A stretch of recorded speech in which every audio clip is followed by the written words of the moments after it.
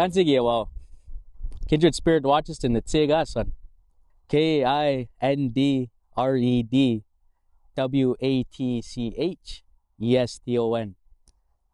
Ochapways First Nation Hochinia. One of the things that I do as a Cree in Soto, I'm part of the Helper Society.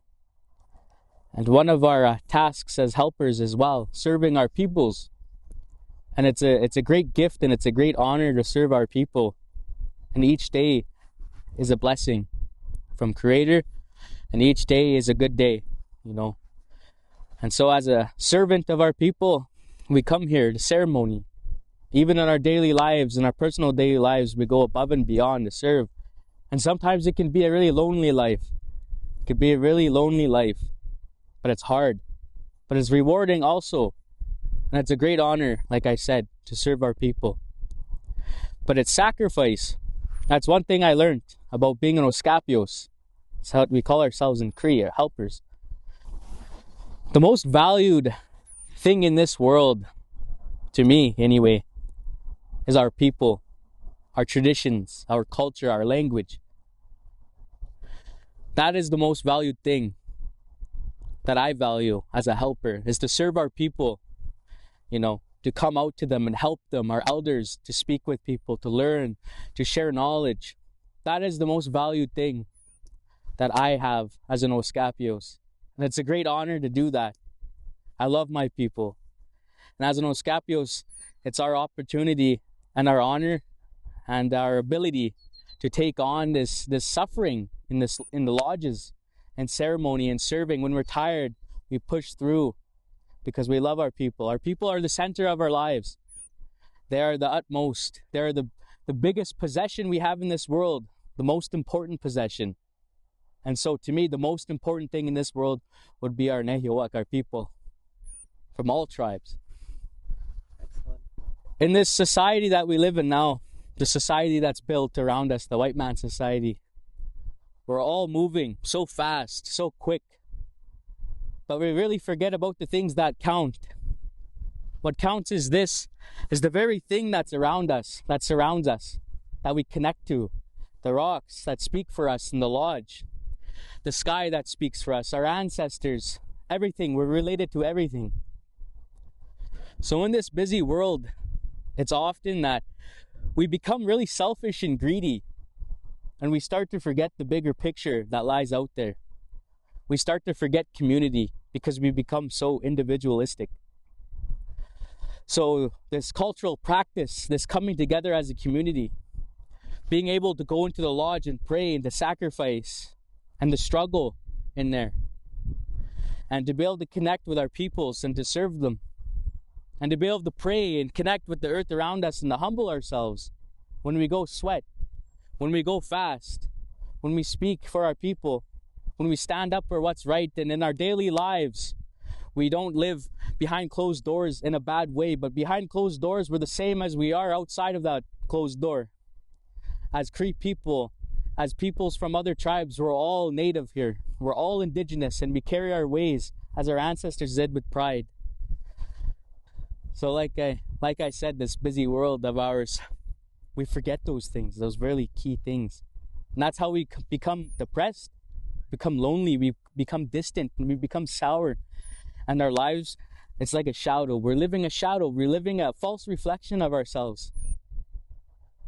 But culture benefits us in this way. When we come together as indigenous peoples and sacrifice together, we learn to love each other, learn to talk, learn to communicate, learn to be involved. And those are the things that we're missing now in this busy, buzzing world. Even the bees take time to feed their queen. They take time to feed themselves. They take time to sacrifice for their community. And we need to learn from that. We can't get stuck in this busy world as indigenous peoples. Everything, this society is created against us in colonization. And it's a struggle every single day to live as an indigenous individual. So we need to value our community greatly. This is the biggest problem that I see with our people, is we're alone, we're struggling, and we're trying to fight this battle of colonialism uphill by ourselves. But we need to be there for one another, holding each other's hands while we walk up that hill and decolonization. Because that's where it counts. It's our community. It benefits me and it will benefit you to come together, to step out of your comfort zone and to be really who you are, who your ancestors call you to be.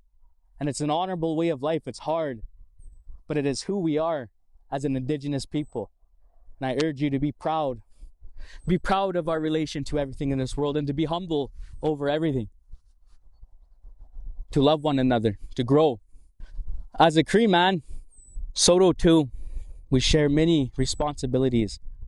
And one of those responsibilities and privileges is to practice this culture of ours.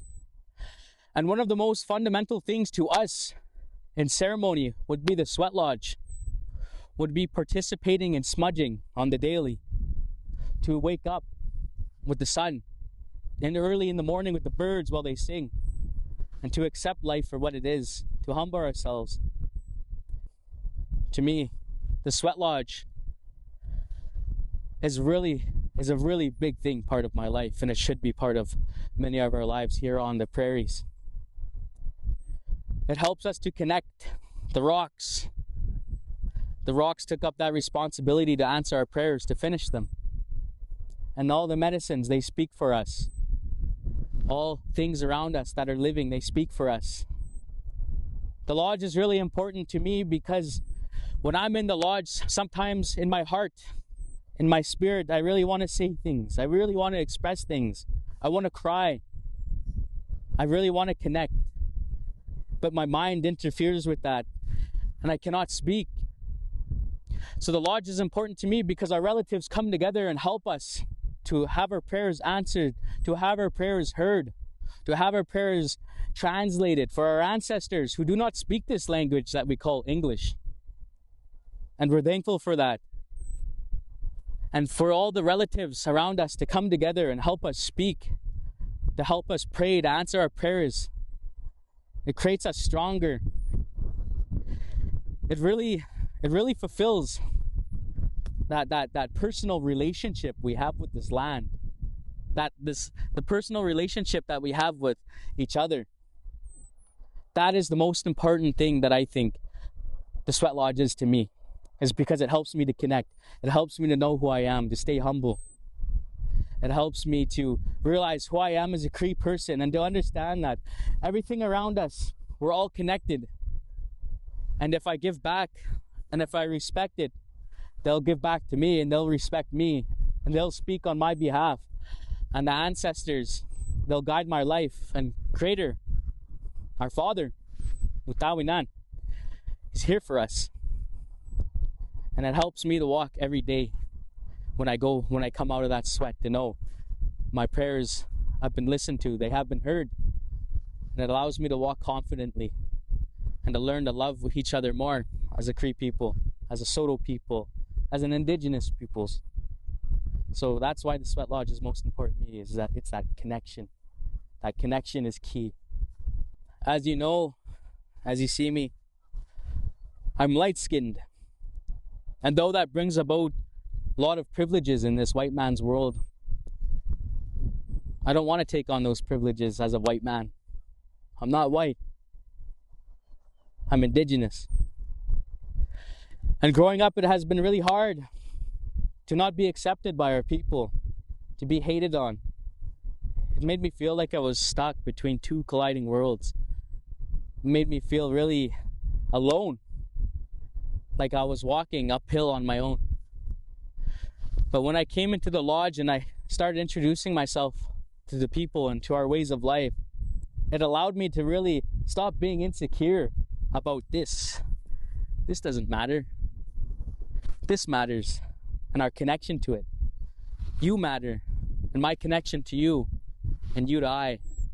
That's what matters. And the lodge has helped me to see that. The lodge has helped me to walk in a good way, to stay humble, to stay proud, to walk a good path and say, I don't care what they say. I don't care if they tell me I'm not native because I look white, or they call me all types of names or judge me. Because judging, they can judge me all they want. But judgment's up to him. Judgment's up to how I live my life as an Indigenous individual. And this sweat lodge here has helped me walk a good life and to be confident in who I am, not be afraid as a light skin. Like I said, this doesn't matter, you know? It's the connection to this land that matters. That's a colonial aspect, looking at this skin color as if it's something to separate us from this land, to separate us from these teachings, to separate us from everything that matters. My prayers, even though I'm a light skin, are no less than anyone else. The lodge has helped me to be confident. It'll help you to be confident if you're like me. Together we can stop this colonialism, these dirty aspects that make us feel alone, that make us feel neglected, that make us feel like garbage. It doesn't have to be that way. And I can honestly say that this lodge, connecting with our people, it helped me to grow a foundation, an understanding of who I am. And from that, I was able to draw all the right conclusions of who I am as an individual, as an Indigenous individual. So that's how the lodge helps me walk stronger. That's how the lodge helps me to step over colonialism and say, no, you do not define me. This is a message to our allies who are non-Indigenous, and not only to our allies but to our people as well, is that our way of life is welcoming. It does not discriminate. It doesn't matter what walk of life you walk. You are welcome to join us in our smudging. You are welcome to join us in our prayer. You are welcome to join us in our lodge. You are welcome to walk alongside us, because this skin color, these cultures that we come from, the lands, different lands that we come from, does not separate the fact that we are all human beings. And Creator has created us all equal. So this is my message to all of you who feel afraid to come and practice, is feel confident to step out. This life is for you. This is a way of life, and it's a sacred way of life. And I do encourage you to walk it. Like I said, our ancestors never discriminated. Creator doesn't discriminate. We're all human beings. And this is a way of life that we follow as Indigenous peoples. We have many ways of life. But as a Cree individual, this is my way of life. And everyone is welcome to follow it with me. So that is a message to the allies and to our Indigenous brothers and sisters out there, our beautiful peoples who are afraid to come and walk with us. Don't fear judgment. Judgment doesn't belong to others to do. That's not what we're here for. This life is a gift. This way of life is a gift. And it's an honor to walk that way. It's a privilege to walk that way. We shouldn't let others define us. It doesn't destroy our connection to this land, to one another. So I do encourage you to come out and walk this life with us. We're all peoples of this land. Excellent. As a young Indigenous man,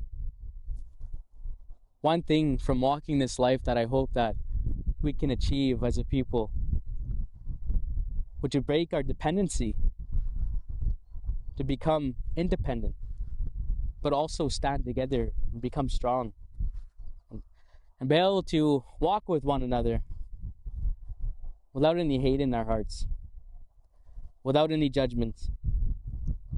One thing that I want to see is our peoples coming back to this way of life, not being afraid of it. I want to be able to see our peoples to come in and embrace it as a part of themselves, because truly this way of life is a part of you. You are this way of life. And we've been so disconnected. Residential school survivors, 60s scoop, day school, victims of lateral violence, victims of racism, victims of any type of discrimination that we face.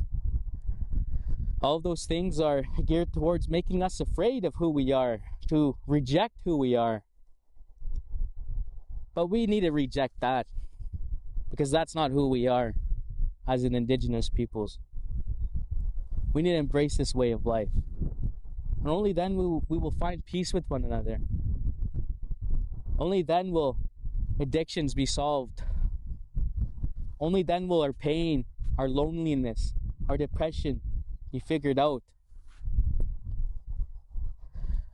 One thing as a young indigenous man that I really want, that I really hope for, that I pray for, is to become reconnected to who we are, not disconnected. That connection is the key to all of our problems in this life as indigenous individuals. And that's what colonialism took away from us. They took away our relation.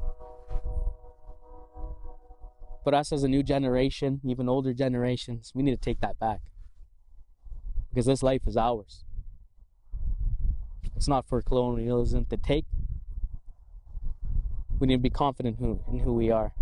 So as a young indigenous man, that is what I want our people to take away from this. Is to reconnect. Is to grow stronger together. Out east, the Confederacy, the Iroquois Confederacy.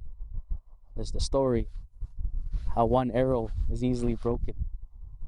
But with our cultures and our beliefs and our languages and our spirit, our fiery spirit, and our strength and our fanaticism, we can become that bundle, unbreakable. That is what I want for our people.